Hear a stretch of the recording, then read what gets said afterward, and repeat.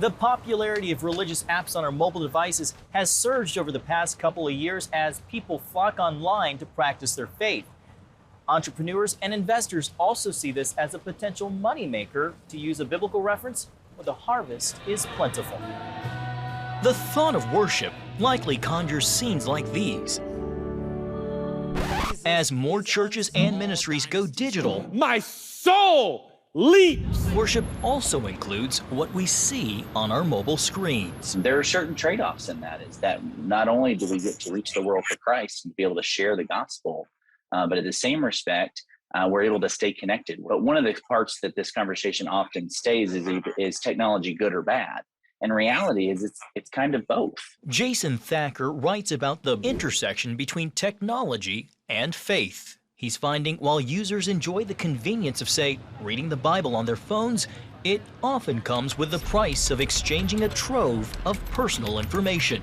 Meaning, in reality, users have moved from consumer to product. You're paying for it by turning and divulging this type of data in order to be have that data manipulated and turned into various predictive products, and those predictive products being sold to advertisers to get your eyeballs. And so that's why you have a free Facebook account or TikTok or Instagram or Twitter. With each download, we potentially give those apps sole discretion of just how much to collect. There is far too much temptation to abuse that. There's temptation to gather too much information, and you already have the information, so why not try to profit from it, or why not try to use it for other things? And as a Christian, I go back to right where it says in Scripture, for all have sinned and have fallen short of the glory of God. Early this year, Pray.com made headlines after an online news outlet highlighted that the company buys information from data brokers to build user profiles with personal details already recorded through the app, like someone's location. The article also noted that the privacy policy acknowledges it shares user information with third parties, giving the company the right to sell your prayers. Something Pray.com told CBN News it categorically denies. We do not sell data. We're not in the business of selling data. The company's original statement pushed back on what it called false claims with little to no effort to correct the record. The confusion lies in the original article that it never directly says that we do, but it's worded in such a way to insinuate that we might. We make prayer a priority. We're the #1 app in daily prayer. We help people grow their faith. Hey, Pray.com family, this is Drew Brees.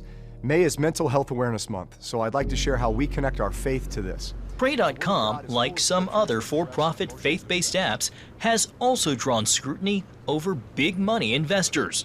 For Beck, a company co-founder, venture capital funding helps Pray.com fulfill its mission while allowing their financial backers to leave a legacy. Before us, there wasn't a lot of interest in religion because it was a little bit taboo. People were a little scared to venture into it. A lot of people were seeing the value that we can bring to the world, and they were wanting to do something beyond make money.